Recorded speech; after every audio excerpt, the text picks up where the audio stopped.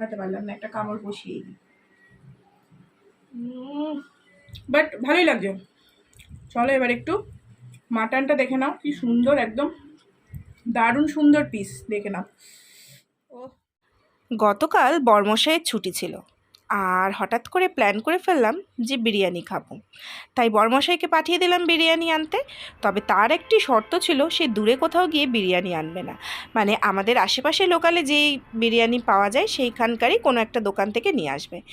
তো আমিও তার শর্তে রাজি হয়ে গেলাম। ভাবলাম আশেপাশের কোনো দোকান থেকে চলো আজকে বিরিয়ানি ট্রাই করা যাক। তো এইদিকে যে রাস্তাটা দেখছো, এটা গেলে হচ্ছে বেলঘরিয়া স্টেশনের দিকে যাওয়া যায়, আর এদিকে গেলে হচ্ছে বিটি রোড, মানে এখান থেকে সোজা গেলে হচ্ছে রথতলা বিটি রোড। আর একদম বেলঘরিয়া ব্রিজের নিচেই কিন্তু এই দোকানটা, আলিশান দোকানটার নাম। তো এখান থেকে আজকে আমি ফার্স্ট টাইম বিরিয়ানিটা ট্রাই করব। আমার অনেক বন্ধুবান্ধবের মুখ থেকে শুনেছি এখানের বিরিয়ানিটা নাকি খুব ভালো হয়, তো আজকে তাই এখান থেকেই বিরিয়ানি ট্রাই করব। তো আমরা নিয়ে নিচ্ছি হচ্ছে মাটন বিরিয়ানি। তো খেতে কিন্তু জানি না কীরকম হবে, বাট দেখে ভালো লাগছে। তো টেস্ট তো অবশ্যই করব, তোমাদেরকে জানাবো। আর এটার প্রাইস ছিল হচ্ছে 150 টাকা, আর চিকেন বিরিয়ানির প্রাইস হচ্ছে 100 টাকা। আর এক্সট্রা করে মানে স্পেশাল মাটন বিরিয়ানি যদি তোমরা নাও সেক্ষেত্রে পড়বে তোমাদের 230 টাকা। এখানে দেখো প্রাইস চার্টটা আমি দিয়ে দিলাম। তো এবার বিরিয়ানি নিয়ে যথারীতি বাড়িতে চলে এসেছি। আর দেখো বেশ অনেকটা পরিমাণেই কিন্তু স্যালাড দিয়েছে।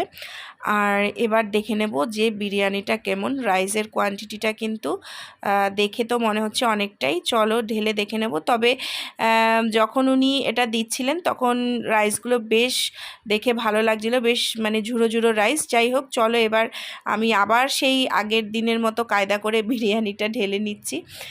আর এরমভাবে বেশ খুব সুন্দরভাবে দেখো বিরিয়ানিটা বেরিয়ে আসলো, কোনো রকম কোনো স্ট্রাগেলই করতে হলো না। যাই হোক, আর সবচেয়ে বেশি লোভনীয় ব্যাপার হচ্ছে বিরিয়ানির আলুটা দেখলে না আমি লোভ সামলাতে পারি না, মানে বলে বোঝাতে পারবো না। আলু খেতে আমি এমনিই ভালোবাসি, তোমরা আমাকে দেখলেই বুঝতে পারবে যে খেতে আমি কতটা ভালোবাসি।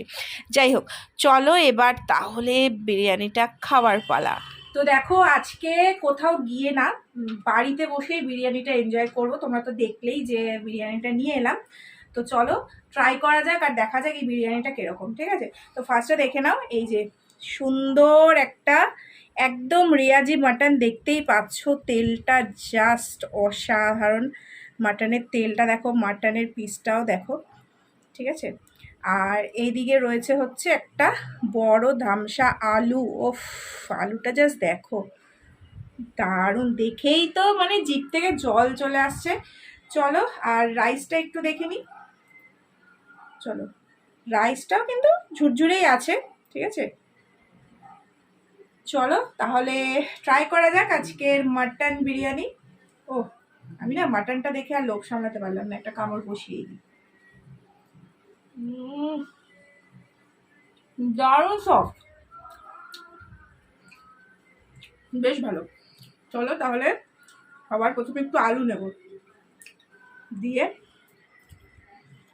একটু পেঁয়াজ নিই, আর এবার একটু খেয়ে দেখি।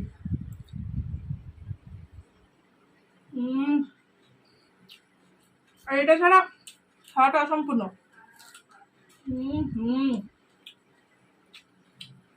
দারুণ দারুণ। এই দোকানটা থেকে আজকে আমি ফার্স্ট টাইম ট্রাই করছি, বাট ভালোই লাগছে। চলো এবার একটু মাটনটা দেখে নাও, কি সুন্দর, একদম দারুণ সুন্দর পিস, দেখে নাও। ও, খুব সফট। চলো মাটন নিচ্ছি, একটু আলু, একটু পেঁয়াজ, সোজা।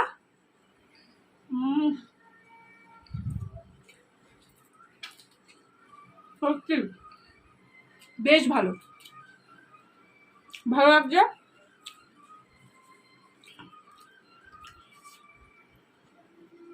সত্যি আজকে মানে মনটা ভরে গেল বিরিয়ানিটা খেয়ে, অসম্ভব সুন্দর, দারুণ।